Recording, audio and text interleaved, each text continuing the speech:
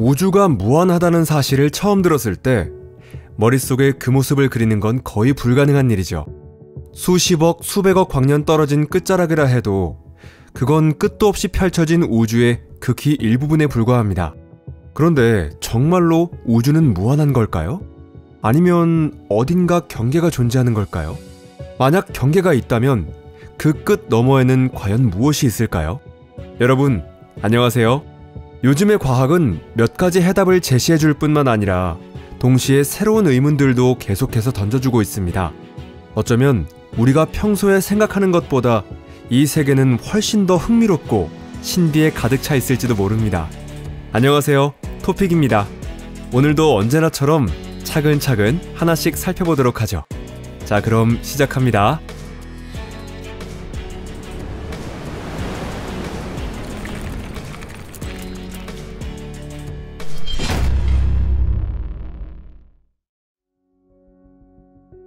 관측 가능한 우주와 표준 우주 모형. 현재 가장 널리 받아들여지고 있는 우주의 표준 모형, 즉 람다 CDM 모델에 따르면 우리가 관측할 수 있는 우주의 반지름은 약 465억 광년이고 우주의 나이는 138억 년으로 추정됩니다. 람다 CDM 모델은 우주의 팽창을 가속시키는 암흑에너지 람다와 우주의 거대한 구조를 형성하는 차가운 암흑물질 CDM의 존재를 기반으로 하는 이론입니다.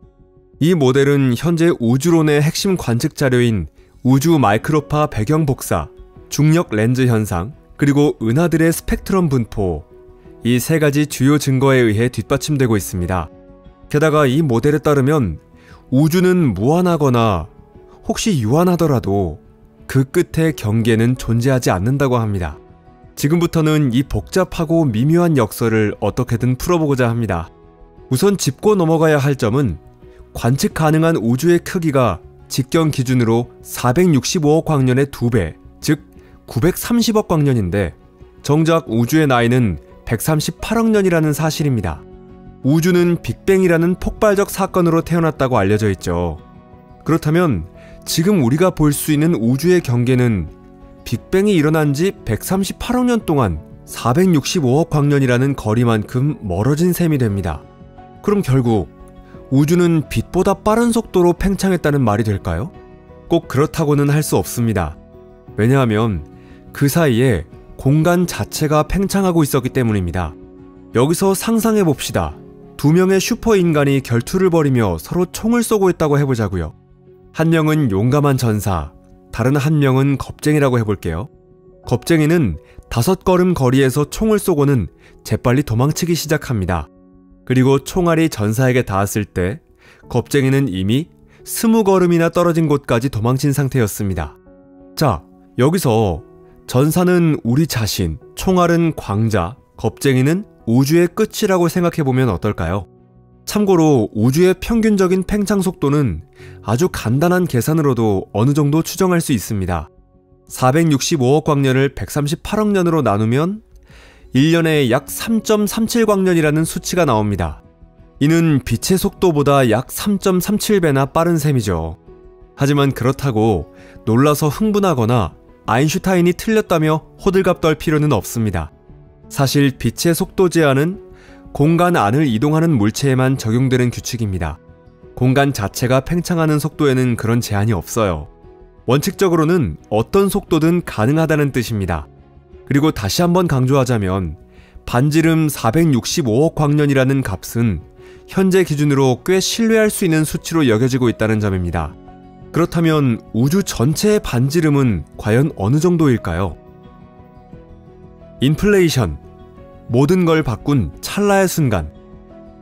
지금부터는 조금 더 가설적이고 아직 불확실한 영역으로 들어가게 됩니다. 우리가 앞서 살펴본 람다 CDM 표준 우주 모형은 빅뱅 직후인 10-32제곱초부터 지금까지의 우주 진화를 설명하고 있습니다. 아까 이야기했던 결투의 비유로 따지면 총알이 총구를 떠난 뒤 겁쟁이가 어떻게 행동했는지를 설명하는 셈이죠.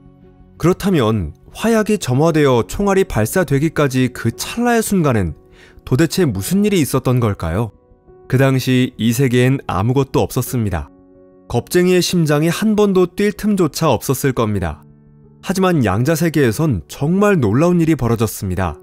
빅뱅의 0초부터 10-32제곱초까지의 기간은 인플레이션 이론으로 설명됩니다. 이 이론에 따르면 그 순간의 우주 팽창 속도는 말 그대로 상상을 초월했다고 합니다. 그 짧은 시간 동안 우주는 무려 10의 26제곱배 이상이나 팽창했다고 하죠. 즉, 빅뱅 직후 우주의 크기는 양성자보다도 훨씬 작은 10의 -26제곱미터 정도였지만 단 10의 -32초 만에 1미터 크기까지 커졌다는 말입니다.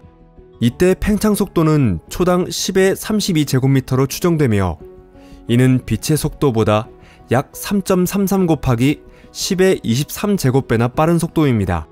그런데 이 수치는 최소값일 뿐입니다. 참고하는 연구나 데이터에 따라 이 시기의 우주는 10의 30제곱배에서 많게는 10의 60제곱배까지 팽창했을 가능성도 제기됩니다. 그렇게 되면 우주의 크기는 1m가 아니라 무려 10의 4제곱미터에서 10의 34제곱미터 사이가 되는 셈입니다. 그리고 10의 34제곱미터는 약 1.06 곱하기 10의 18제곱광년, 즉 100경광년에 해당하는데요. 이는 현재 관측 가능한 우주의 크기보다도 무려 1000만 배나 큰 규모입니다. 혹시 우리 은하계가 그려진 도표 기억하시나요? 거대한 은하와 그 안에 작은 점 하나로 표현된 태양이 그려진 그림 말입니다. 이제 그 작은 점 하나가 우리가 관측할 수 있는 전 우주라고 상상해보세요. 갑자기 마음이 좀 무거워지는 기분이 들죠? 원래도 우리 인간은 이 거대한 우주 속에선 티끌 같은 존재라고는 생각했지만 이렇게 비교해보니 정말 존재 자체가 아무 의미 없는 것처럼 느껴질 정도입니다. 이론의 늪에 빠진 우주. 만약 우주가 작다면? 하지만 그게 그렇게까지 우울한 일은 아닐지도 모릅니다. 아까 우리가 우주 전체의 크기에 대해 이야기할 때 아직 명확한 결론이 아니라는 말 기억하시죠? 바로 이 부분이 말 그대로 늪입니다. 끈 이론에 따르면 우주의 크기는 접혀있는 추가 차원에 따라 결정된다고 하는데요. 과학자들이 가정 가능한 우주의 구성 방식이 너무도 많다는 이유로 이걸 늪이라고 부르는 겁니다. 그 중에는 사실 우주 전체가 그렇게까지 크지 않다는 모델도 있습니다. 즉, 우리가 볼 수 있는 우주보다 살짝만 더 큰 정도일지도 모른다는 얘기죠. 방금 전까지 인플레이션이니 지수함수적인 팽창이니 수조 광년이니 하는 이야기를 듣고 나면 오히려 이런 말이 더 이상하게 들릴지도 모르겠습니다. 하지만 실제로 끈 이론이나 양자 우주론의 일부 모델들에서는 이와 같은 가설이 진지하게 연구되고 있습니다. 그 핵심은 이렇습니다. 우리가 지금 관측할 수 있는 우주는 공간이 팽창하는 걸 감안했을 때 빛이 138억 년 동안 도달할 수 있었던 영역에 불과하다는 겁니다. 그리고 그 경계를 넘어선 바깥 세상은 말 그대로 암흑의 미지 세계입니다. 그 너머에도 공간이 쭉 이어지는 것인지 아니면 구면처럼 휘어서 되돌아오는 건지 혹은 도넛 모양처럼 닫힌 구조를 지니는 건지 사실 우리에겐 알 방법이 없습니다. 왜냐하면 우주의 지평선 바깥에 있는 것들은 우리가 관측할 수도 측정할 수도 없기 때문입니다. 원리적으로 불가능하죠. 왜냐하면 반지름 465억 광년 거리에서의 우주 팽창 속도는 빛보다 빠르기 때문에 그곳에서 오는 빛은 우리에게 절대 도달하지 못합니다. 다시 말해 빛이 1초 동안 나아가는 거리보다 그 공간 자체가 더 빠르게 늘어나고 있는 겁니다. 우리가 할 수 있는 건 그저 논리적으로 추론을 쌓아나가는 일뿐입니다. 그중 하나는 이런 생각입니다. 어쩌면 그 너머라는 것은 애초에 존재하지 않는 게 아닐까. 몇몇 이론들, 특히 인플레이션을 우주론의 필수 요소로 보지 않는 모델에서는 우주가 실제로는 유한하고 그 크기도 우리가 관측할 수 있는 범위를 크게 넘어서지 않는다고 봅니다. 수백만 배가 아니라 고작 수백 배 정도일지도 모른다는 것이죠. 수학적으로 본다면 이런 우주는 구면처럼 닫혀있지만 경계는 없는 구조일 가능성이 있습니다. 예를 들어 지구본 위를 항해한다고 해도 어디 끝에 부딪히지는 않지만 그래도 분명히 유한한 표면 위를 움직이고 있는 거잖아요. 그리고 바로 여기서부터가 정말 흥미로운 부분입니다. 만약 우주의 크기가 우리가 볼 수 있는 영역보다 조금만 더 크다면 어쩌면 우리는 지금 존재하는 것의 거의 전부를 이미 보고 있는지도 모릅니다. 우주 마이크로파 배경 복사의 균일함이나 공간의 평탄함 같은 특징들도 사실은 관측 가능한 영역 밖에는 특별한 차이가 없다는 걸 보여주는 결과일지도 모릅니다. 게다가 외부에서 중력이 영향을 준다면 우리 우주의 구조가 왜곡되어야 하겠지만 지금까지 그런 현상은 전혀 관측되지 않았습니다. 그렇다면 정말로 우리가 사는 이 우주는 작고 유한한 것일까요? 그런데도 왜 우리는 우주가 무한하고 거대할 수 있다고 생각하게 되는 걸까요?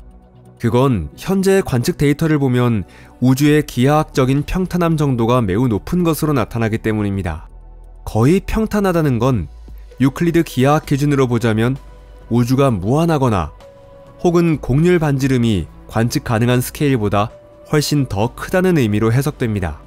하지만 이런 데이터들도 실제로는 곡률이 조금 존재하고 우주 전체는 우리가 볼 수 있는 우주보다 약간 더 클 뿐이라는 가능성을 완전히 부정하지는 않습니다. 무한하다 해도 여러 가지가 있다. 이제부터는 이 영상에서 다룰 마지막 역설, 바로 우주의 무한함에 대해 함께 생각해 보겠습니다. 만약 우주의 크기가 우리가 관측할 수 있는 우주보다 수천조 배나 더 크다고 가정해 볼까요? 그렇다고 해서 어딘가에 우주의 경계가 있다는 뜻일까요? 아마도 대답은 아니오일 겁니다. 보통 빅뱅이 있었다고 하면 많은 사람들이 어떤 출발점이 있었다고 생각하죠. 하지만 그건 사실과 다릅니다. 빅뱅은 우주의 한 지점에서 일어난 폭발이 아니라 바로 공간 자체가 폭발한 것입니다. 그러니까 우주는 외부의 공간을 향해 팽창하고 있는 게 아니라는 말이죠. 공간 그 자체가 늘어나고 그에 따라 은하들 사이의 거리가 벌어지는 것이지 바퀴라는 개념 자체가 없는 겁니다. 빅뱅에는 특정한 발생 지점이 존재하지 않습니다. 정확히 말하면 우리가 살고 있는 이 우주 전체가 곧 그 팽창한 폭발의 현장인 셈입니다. 그리고 우리 모두는 지금 수십억 년 전 엄청난 고온, 수조도에 달했던 그 폭발의 한가운데에 살고 있는 셈이죠. 만약 이 영상이 흥미로우셨다면 좋아요 버튼을 눌러주시고 SNS에도 공유해주시면 정말 감사하겠습니다. 시청해주셔서 감사합니다. 그럼 다음에 또 만나요. 안녕히 계세요.